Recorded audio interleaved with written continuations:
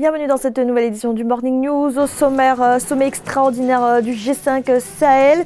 Les chefs d'État des pays de la zone sahélienne étaient réunis ce dimanche à Niamey, la capitale nigérienne. Le Niger a récemment visé par une attaque terroriste meurtrière qui a coûté la vie à 71 soldats. Et le Mali, pays du Sahel, également durement éprouvé par la recrudescence des attaques djihadistes. C'est dans ce contexte que s'est ouvert ce 14 décembre le dialogue national inclusif. Un dialogue censé permettre l'ébauche de solutions à la crise multiforme que connaît le pays. Et la Banque africaine de développement alloue un prêt de 122 milliards de francs CFA au Congo, un financement destiné à appuyer le programme de réforme économique, des réformes nécessaires pour relancer une croissance au ralenti. C'est un sommet d'urgence qui avait lieu ce dimanche à Niamey. Les chefs d'État des pays du G5 Sahel étaient réunis quelques jours après la terrible attaque d'Inates, attaque qui a fait 71 morts parmi les soldats de l'armée nigérienne. Un drame qui est venu renforcer les inquiétudes dans cette zone sahélienne où les assauts des groupes terroristes se multiplient. Des assauts de plus en plus réguliers, ciblés et meurtriers. Des terroristes désormais lourdement armés également, comme l'ont relaté les témoins de l'attaque d'Inates. Une dégradation de la situation donc, et ce en dépit de la présence de la force Barkhane. Écoutez le président nigérien Mahamadou Issoufou.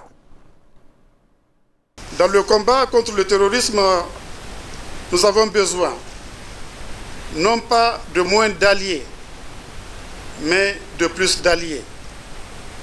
C'est le sens de notre appel, plusieurs fois renouvelé, à la mise en place d'une coalition internationale de lutte contre le terrorisme dans le Sahel et le bassin du lac Tchad. C'est le sens de notre souhait de placer sous le chapitre 7 de la Charte des Nations Unies la force conjointe du G5 Sahel. C'est également le sens de notre demande de renforcement du mandat de la MINUSMA. Et au Mali, pays du Sahel, la situation sécuritaire reste également problématique. Ausculter le pays et faire des diagnostics pour le guérir, c'est en ces termes que le président malien Ibrahim Boubacar Keïta a lancé ce 14 décembre le dialogue national inclusif. Pendant une semaine, partis politiques, société civile, groupes armés vont tenter de trouver des solutions à la crise que traverse le pays. Une crise protéiforme face à laquelle la solution militaire n'est plus suffisante. Reportage de notre correspondant Mokhtar Bari. Après les phases de concertation régionale et consulaire, le dialogue national inclusif entame sa dernière ligne droite. Les délégués venus des régions et de la diaspora discuteront de la situation du pays afin d'apporter des solutions idoines. Le triumvirat mis en place en juin 2019 a mis les bouchées doubles pour réunir tous les Maliens. Notre peuple, renouant avec une tradition séculaire, a choisi de se retrouver dans son ensemble, dans cet espace qu'est le dialogue national inclusif. Le président de la République, tout en rendant hommage à ses prédécesseurs et à des illustres compatriotes ayant fait la fierté du Mali, exhorte les Maliens à s'unir pour sauver le Mali, le Sahel et le monde. J'emprunte au roi Guézo ce mot qui a fait le bonheur de la ferme. Si tous les fils du royaume venaient par leurs mains assemblées boucher les trous de la jarre percée, le royaume serait sauvé. Car, vérité des temps anciens, un doigt seul, quelle que soit sa grandeur, sa puissance, ne peut soulever la plus petite pierre. Mais, vérité de tous les jours, aucune montagne n'est plus forte que la foi de tout un peuple. La CMA, coordination des mouvements de l'Azawad, qui avait suspendu sa participation au dialogue, était présente tandis que l'opposition, elle, reste campée sur sa position. Elle estime que ces conditions n'ont pas été prises en compte. PG41, c'est le nom d'une plateforme qui réunit plusieurs partis de l'opposition au Gabon. Une coalition formalisée le 11 décembre avec la signature d'une charte. Dans cette charte, les partis signataires y indiquent vouloir promouvoir l'alternance politique et lutter contre la confiscation du pouvoir. Corinne Kamsefem. PG41, c'est le nom donné à cette nouvelle plateforme de l'opposition au Gabon. Plusieurs dizaines de formations politiques ont décidé le 11 décembre 2019 de constituer une coalition animée par le même but, créer les conditions d'une alternance politique et démocratique au Gabon. Le Rassemblement pour la patrie et la modernité de Barreau Chambrier, l'Union pour une nouvelle république de Louis-Gaston Maïla ou encore le Rassemblement des patriotes républicains sont quelques noms de cette plateforme. Notre ambition est de coordonner davantage nos actions et de travailler sans relâche pour la conquête du pouvoir dans l'objectif d'instaurer une justice équitable et un développement harmonieux pour tous les Gabonais sans distinction d'origine. Il est également question de lutter contre toute forme de confiscation du pouvoir. C'est dans un contexte de suspicion et de lutte contre la corruption que cette coalition voit le jour au Gabon. Depuis quelques semaines, en effet, l'opération Scorpion, vaste opération anti-corruption lancée par le gouvernement, a conduit à l'interpellation de hauts fonctionnaires du pays, dont celle de Brice Lacruche Alianga, ancien directeur de cabinet du président Ali Bongo. Pour le PG41, les principales victimes de ces dérives constatées au sommet de l'État sont les populations, dont 600 000 d'entre elles vivent avec moins de 600 francs CFA par jour. Donc, on peut être sceptique de premier abord, puisqu'on a vu plusieurs coalitions voler en éclats, mais la gravité du problème peut donner de l'espoir. Nous avons des gens qui ont détourné des milliards, des milliers de milliards. Certes, certains sont en prison, mais les autres sont encore en liberté.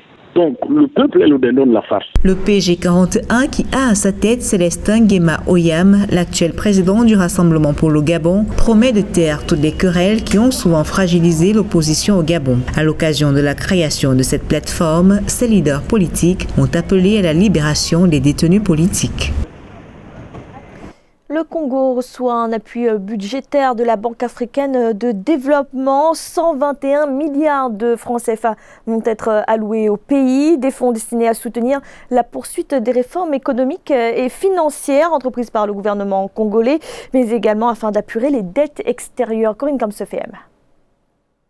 La Banque africaine de développement accorde un prêt de 121 milliards de francs CFA au Congo pour appuyer ses réformes économiques et financières. D'après les responsables de la Banque africaine de développement, les fonds alloués permettront au Congo de faire face à la baisse des recettes fiscales et une croissance ralentie par la chute récente du prix du baril du pétrole. Le Congo-Brazzaville constitue un poumon essentiel, notamment de la croissance économique en Afrique, parce que si vous remarquez bien, la Banque africaine est dans un programme de transition et de diversification économique en Afrique centrale. Un tel investissement viendra appuyer notamment l'investissement précédent qui a été fait, qui rallie Kinshasa à Brazzaville, dans le cadre notamment de l'intégration régionale dans la zone.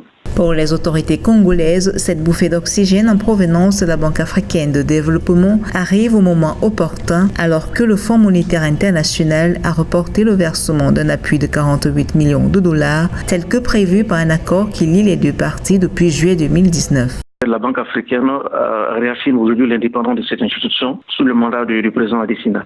Je rappelle bien que dès les années précédentes, dès l'instant que le Fonds monétaire, la Banque mondiale, revoit son programme de coopération économique avec un État africain, la majeure partie des institutions africaines, que ce soit la Banque africaine, la BOAD ou African Bank, toutes les banques qui sont sur le continent, généralement, gèrent leur coopération avec le dit État. Et ça, le fait que la Banque africaine ait investi un tel montant, cela réaffirme l'indépendance actuelle de la banque. Selon la Banque des États de l'Afrique centrale, BEAC, en 2019, la croissance économique du Congo devrait se situer à 1,9%, soit une légère hausse par rapport à 2018 qui a affiché 1,7%. Malgré cette amélioration notable, le Congo affiche toujours des indicateurs socio-économiques faibles et le présent appui de la Banque africaine de développement doit aussi aider le gouvernement à améliorer ses capacités de mobilisation de recettes fiscales et douanières par la réorganisation et la modernisation des services d'impôts et des douanes et l'interconnexion entre ces services. Au Nigeria, le gouvernement entend soutenir davantage les agro-entreprises. Ainsi, l'initiative Amélioration des moyens de subsistance des entreprises nationales vient d'être inaugurée avec une enveloppe de 129 millions de dollars. L'objectif est de favoriser la diversification économique en développant les agro-entreprises et donc en limitant la facture des importations. Amenedi.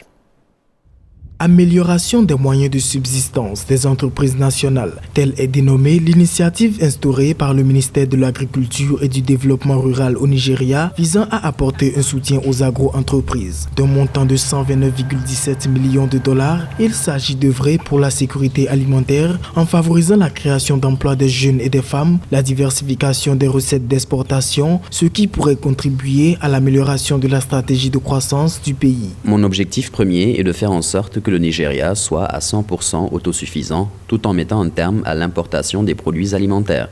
Deuxièmement, faire en sorte que le Nigeria nourrisse les pays de la sous-région. Je veux le dire à tous les pays de la communauté économique des États de l'Afrique de l'Ouest. La concrétisation de cette initiative passe par la fourniture de produits agricoles dont le manioc, le plantain, le riz, le poisson et le cacao dans le delta du Niger. Par ailleurs, le programme cible 9 États producteurs de pétrole qui bénéficieront de financement sur 12 années. Ce programme est mené en lien avec la Commission de développement du delta du Niger et la Fédération internationale des femmes juristes FIDA Nigeria. Il faut continuer, n'est-ce pas, donc, à promouvoir la production locale. On peut toujours continuer à subventionner, aider, n'est-ce pas, donc les producteurs. Tant que les prix seront élevés au niveau national, cela va inciter une demande d'importation beaucoup plus forte. Le programme d'amélioration des moyens de subsistance des entreprises nationales nigérianes intervient dans un contexte marqué par la volonté de mettre un terme à l'importation des produits alimentaires. Pour rappel, le pays a importé pour 3,6 milliards de dollars des produits alimentaires sur ces 12 derniers mois.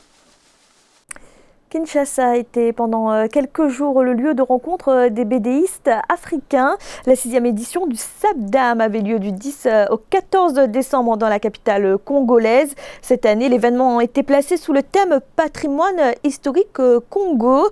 Les jeunes talents de la bande dessinée africaine ont pu présenter leur création. Reportage de notre correspondant Jacques Amboka.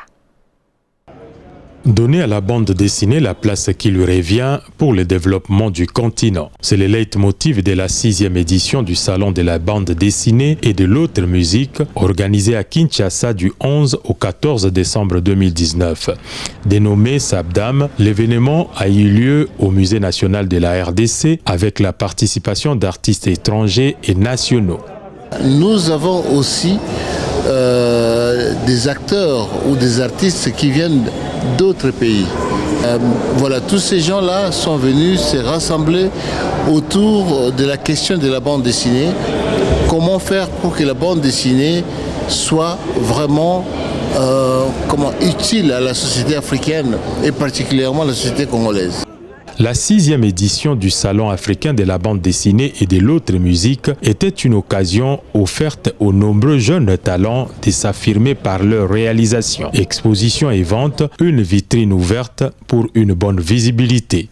Santa Kakese, jeune artiste, en a pleinement bénéficié. J'ai exposé ma bande dessinée, le numéro 1, Fumoboko. C'est un terme quinois, oui, ça veut dire un élève qui aime beaucoup étudier. Donc ça touche vraiment notre éducation.